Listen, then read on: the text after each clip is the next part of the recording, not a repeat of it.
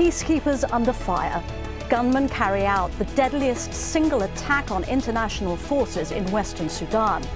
The UN says some armed groups have called peacekeepers legitimate targets. So do those charged with protecting others have a strong enough mandate to protect themselves? This is Inside Story.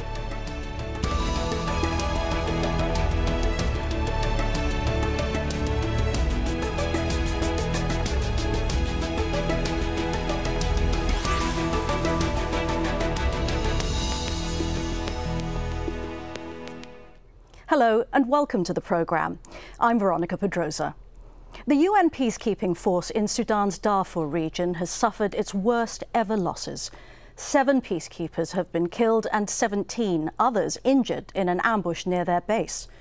The joint African Union UN force, dubbed UNAMID, has been operating in Darfur since July of 2007. The mission's made up of around 20,000 troops and international police. Its mission is to protect civilians, provide security for humanitarian aid, and promote human rights. Since the mission started, 156 personnel have been killed, including these latest casualties from Tanzania. Questions are now being raised about how safe the peacekeepers are. Nick Toxvig reports. Peacekeepers on patrol in Darfur earlier this year. Since a joint United Nations and African Union mission in Darfur, known as UNAMID, began 6 years ago, thousands of foreign soldiers have been stationed here with the mandate to protect civilians. But in recent months, they have increasingly become targets themselves. Saturday's incident happened in the southern sector of Darfur. It is thought that troops were transferring from a base near the state capital, Niala, to another base near the town of Khor Achebi, when they were attacked with heavy machine guns and possibly rocket-propelled grenades. Yeah! Since coming to Darfur, more than 40 members of UNAMID have been killed in hostile action. Their response has been to deploy as many as 150 patrols a day, operating around the clock. The government's effort to impose law and order and control and bring justice and accountability have failed. Under those circumstances, the UN must seriously consider whether there is a role for its peacekeeping forces in Darfur. Because what has happened, in a sense, is in the last few years, the UN peacekeeping force has provided an alibi for the government in Khartoum to continue its ethnic cleansing tactics and basically give a fig leaf to for their efforts. The past 10 years of conflict in Darfur have forced more than 1 million people from their homes. Just this year, hundreds of thousands have fled the fighting. The UN says that its peacekeeping presence is strong enough to fulfill its protective mandate. But now some rebel groups say they consider foreign troops to be legitimate targets, meaning this worst ever attack on UNAMID may not be an isolated incident. Nick Toxvig, Al Jazeera. So to our discussion in a moment. First, though, I'm joined from Khartoum by Christopher Sismanik, acting spokesman for UNAMID. It sounds as if it was pretty well planned. I mean, anytime I think there's an ambush, it is going to be something that's going to be planned. You know, this is something that many times, and regrettably so, most of the attacks that take place are in the form of an ambush. We had something happen only about 10 days ago. Where we had 3 peacekeepers injured, and that was an ambush also. Well, this is the thing, and the UNAMID troops, these type of this is events not the happen. first time this has happened. UNAMID troops often fail to defend themselves despite the mandate providing for them to do that. They're armed, they have ammunition, but there's something wrong, they say, with the way they operate, making them vulnerable to attacks. For example, there's a lengthy bureaucracy for any kind of movement within the operations. Isn't it time to fix that? Well, I think that's a hypothetical. I mean, in this case and in the case last week, or the case about 10 days ago, our peacekeepers defended themselves. They did fire back. There were injuries sustained on the other side just in the attack that was about 10 days ago. This attack, it has yet to be seen, but we sent reinforcements to that area. But if you are vastly outnumbered, if you have a small patrol and it's vastly outnumbered by many more people with heavy artillery, and in the case of an ambush, you are probably going to sustain casualties. And there's nothing that can be done in terms of an ambush. It makes it very difficult, particularly the terrain that our peacekeepers operate on. In terms of the professionalism, we have troops from many different countries. And there is going to be a certain degree of professionalism from these different countries. But as far as our mandate's concerned, we're going to continue to push forward. We conduct many patrols, about 150 so patrols a day or more. And that's going to continue to happen. But there are going to be setbacks along the way, and this regrettably is one of them. Well, one thing that could help, of course, is a robust investigation, which has been attempted in previous attacks on UN peacekeepers in Sudan, but never brought to a conclusion. Well, typically these are, and we've mentioned this many times, typically these are internal investigations that go on. There's speculation in terms of who's involved, and many a times these are internal investigations. When something does come out, it usually comes out in the form of the Secretary General's report. So that's what we'll leave it up to, and hopefully there'll be more information at that time. But you're right, many times it is difficult to catch the perpetrators, and I know we had Undersecretary General for Peacekeeping Operations, Hervé Ladsus, who was here about 10 days ago, and he called for the perpetrators of the last ambush that they be brought to justice. And of course, we rely on the government to assist us with this. And but the fact as well is as the that movements that might know something. government-allied forces have actually intercepted investigative convoys, missions that have been trying to get to the bottom of who's behind the attacks. Well, actually, we've had cases, and this has been a continual problem, more or less in terms of not being able to access areas where there was fighting going on, where civilians were possibly at risk. But in terms of our investigation, this area we did receive access to. The last incident that happened about 10 days ago, we had immediate access to. So I would debate that question. That's simply not true. All right, we'll leave it there for now. Thank you, Christopher Sismanik. On to our guests now then. From Nouakchott in Mauritania, Ahmedou Ould Abdallah, a diplomat and former UN Special Representative for West Africa. In our London studios, Ishaq Meki is chairman of the Darfur Victims Organization of Relief and Rehabilitation.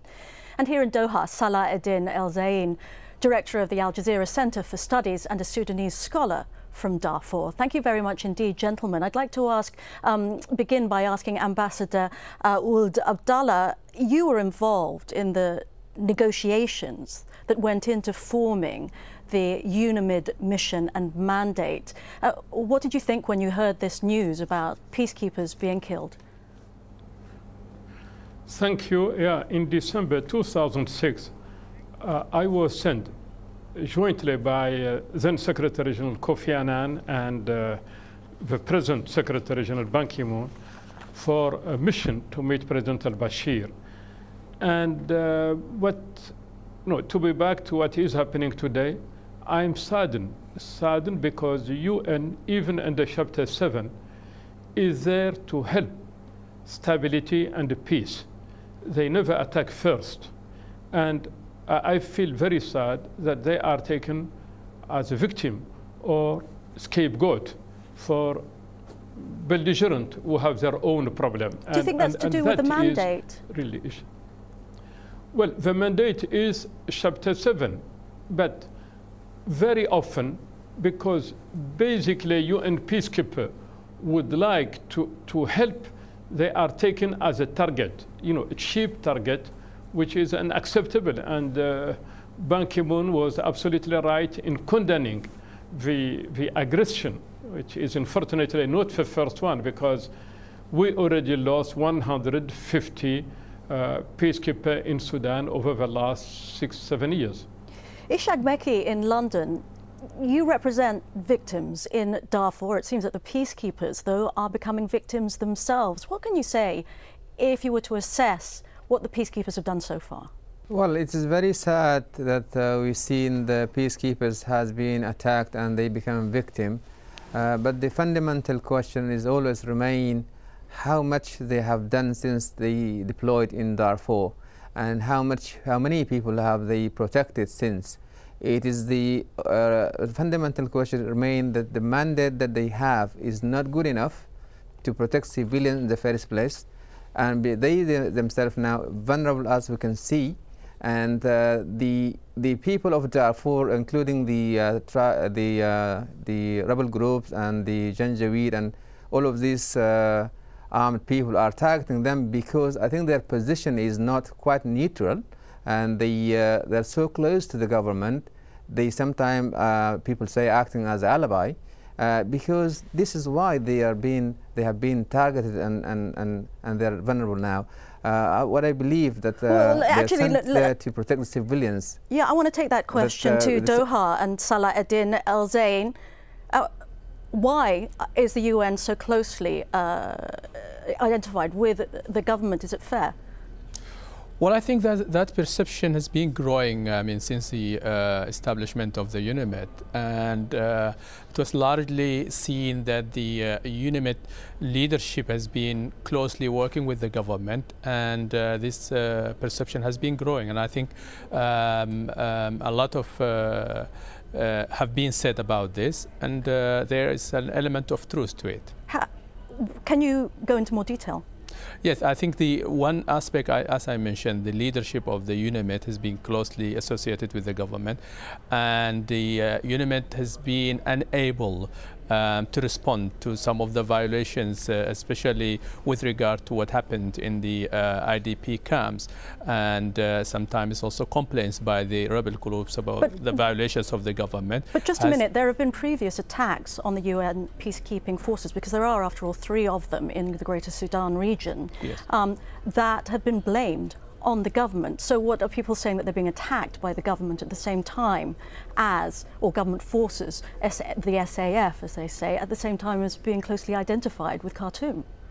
Well, I think this allegation has been there, but no action has been taken from the UNAMID side against these allegations. And I think the general perception is there. Unless it is proven otherwise, it will remain that the UNAMID is being seen as very closely associated with the government. Ambassador Ahmed Ould Abdallah, you know, I'm sure that you have a lot to say in response to that, but can I ask you to begin by just talking about the approach that the UN has taken with UNAMID, which is about kind of regional conflict management, rather than actually keeping the peace? Yeah, no, this is a very good question. You know, we have a problem, and I don't understand the confusion between the relationship between a UN representative or UN Security Council and a member state. To be clear, Sudan, Khartoum in particular, is still member of a United Nations Assembly and member of United Nations. So it is absolutely normal that its UN representative have relationship with the government. This does not mean, should not mean, cannot mean that they are close to the government or acting on behalf of the government. Secretary General and Hervé Latsous, the Secretary General in charge of peacekeeping, are very clear on this.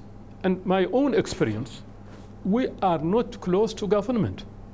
We work with government because they are member of the organization. We need to work with them the same way we need to work with rebel and so on. There is a neutrality, and perception should not lead to attacking people who are there to help. You know, they have not shot on rebels, they don't do, and very often UN peacekeepers are seen as sitting ducks, and that is unacceptable. It's not in their mandate to stop any ongoing firefight. It's never really prevented any bloodshed or killing of civilians. Surely that indicates that something is wrong with the mandate too, though, doesn't it? Well, the mandate is to maintain peace and stability, and it, of course, and your question is very fundamental. It is easier to maintain peace, to have peacekeepers, when the two parties are member states, when you have two countries. Unfortunately, in a civil war, this is where we have a confusion. You know, the gentleman from Doha, I understand him, that a representative meets the government and it is on TV, it is carried out, whereas the rebels are not met in the same manner. And this is the problem with UN trying to maintain peace, stability in a civil conflict. It is more equipped to do it between two states in conflict. However, I am convinced that UN peacekeepers in Darfur are neutral, the soldier as well as the staff. Ishaq Meki? Yes, I think it's important again that the UNAMID forces are there in Darfur by a mission, and that mission and the treatment of that mission has to come from New York, not from the Sudan government. Even though Sudan government is a member of the United Nations, I think their mandate has to be separate and independent, and they have to receive the orders and work from New York. Therefore, we see that if the missions of the UNAMID forces in Darfur, if they go to conflict places, they have to take one member from the Sudan government within them. So and that is the person it's meant to be reporting back to the Sudan government, and that's where the rebel groups always seen that the UNAMID forces are a spy on them, and that is why people think that since these forces came into Darfur, they never actually prevent any attacks on civilians. The camps around Niala and Al-Fashir has been removed by the government. There's nothing has been said by the UNAMID forces. In Labado and Muhajiria, recently the government attacked them. There's nothing stopped them to do that. Let me ask you. We want to see stopping of this. Stopping. Right. We are therefore want this to be stopped. Let me ask you about the potential humanitarian implications if UN peacekeepers are being seen as legitimate targets. Well, I don't actually support this idea, and I don't think the rebel groups are really meaning to attack them, because the rebel groups have previously attacked I think they are involved in wait a minute, they used rocket-propelled grenades just earlier on today, and so, you know, this was a very deliberate and well-planned attack, it looks like. Well, what I'm saying here is I don't believe that the rebel groups will attack the UNAMID forces, because they are already taken to The Hague and the trial is underway. And in having seen that by their own eyes, I don't think they will ever think about coming to attack the UNAMID forces. But I think also who do you think is responsible then? Well, I don't. I'm not too sure for this. But recently, last week, the government and the security forces of Sudan and the Janjaweed have a huge dispute, and the government have shot the leader of the Janjaweed, Mr. Ali Kosheb, who is wanted by the International Criminal Court, and now they are trying to implicate Sudan government and embarrass Sudan government by attacking the UNAMID forces. That's what I assume has happened. But we wait to hear from the UNAMID forces themselves, because they have got all the means and equipped and the helicopters to see who attacked them at the first place. Let me ask you, Dr. El Zain here in Doha, this is a conflict that is probably best understood as being conducted on several levels at once. Given that, who do you think is responsible for the rising violence that we've seen this year, and indeed specifically for the attack on the UN peacekeepers? We all understand this is a very tricky situation, because the government on one side is the government of the country, it is a legitimate government, but on the other side it is a part of the conflict. And many incidences were where it was the government was accused, but the UN was very reluctant to react.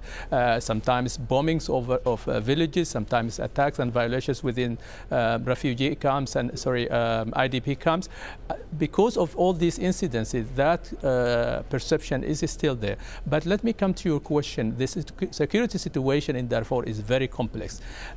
We have the government there, we have the rebel groups and different factions of rebel groups, we have the remnants of the Janjaweed, we have some criminal groups, and outside the bigger cities, I think it is very difficult difficult to talk about maintaining law and order. So nobody knows who these groups are, and sometimes criminal groups can commit these acts, and they get away with it because the situation is really out of control in most parts of Darfur. And I'm from there. I know for a fact that some of the areas mentioned here, it is rarely under the control of the government or the UNAMID troops there. One last point, I just want to highlight that the mandate of the UNAMID involves that maintaining law and order, also securing humanitarian assistance. And I think in terms of humanitarian assistance, the UNAMID might have achieved some success relatively better than the other elements in terms of promoting human rights or promoting law and order. That is completely a failure, I think, in the last few years when the UNAMID came to Darfur. Let me just at this point remind viewers that the United Nations actually has conducted 68 peacekeeping missions around the world since 1948, drawing on troops from more than 100 countries. The UN's currently involved in 15 separate operations. 8 of those are in Africa, including Sudan, of course, the Democratic Republic of Congo, and the latest mission in Mali. There have also been peacekeepers in India and Pakistan since 1949, Cyprus since 1964, Lebanon since 1978, Kosovo since 1999, and Haiti since 2004. More than 111,000 military and civilian personnel are deployed in these countries, and more than 3,000 have lost their lives. The missions are also taking a heavy financial toll.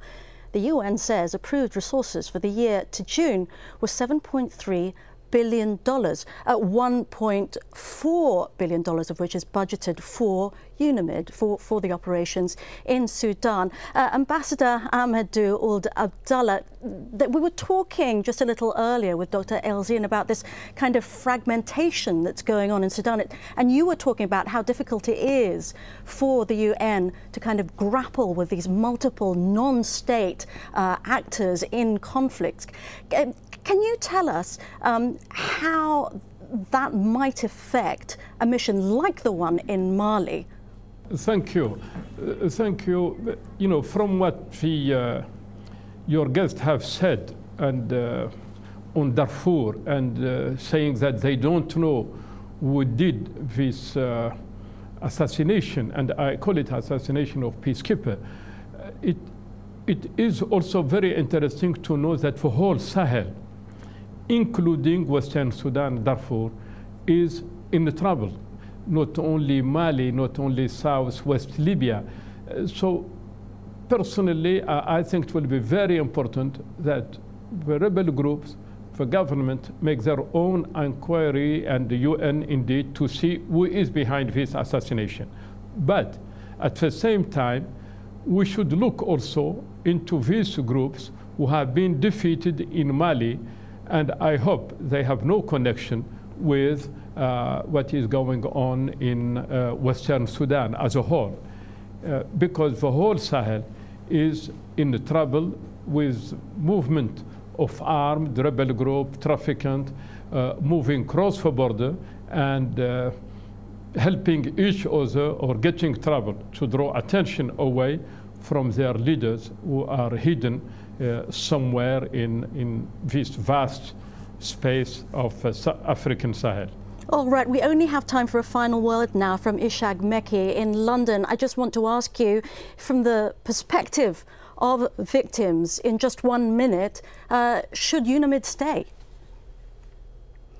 Well, what we want as a victim in Darfur and Sudan, actually we need a lasting peace for Darfur, and the Sudan government should really engage in negotiation with all parties to bring about peace and stability, because this will lead to bring in Al-Qaeda, bring in people from Mali to operate in this area which is lawless. But nevertheless, I would say the UNAMID forces should stay, because they need to report at least the incidents that are occurring from the government or from the role or from any other groups. So, but we need really to have the right mandate and to do the right thing in Darfur, not to stay there and to just monitoring what is happening. All right, thank you very much indeed to all my guests. We're out of time. We could have gone on speaking, of course. Thanks very much indeed, Ambassador Ahmedou Ould Abdallah, Ishaq Meki and Salah Eddin El Zain. Don't forget, you can find this show and many more at aljazeera.com. Just follow the link for the shows, and also at facebook.com/AJ Inside Story. And why not leave us your comments there too? Thank you for watching. From me, Veronica Pedrosa, goodbye for now.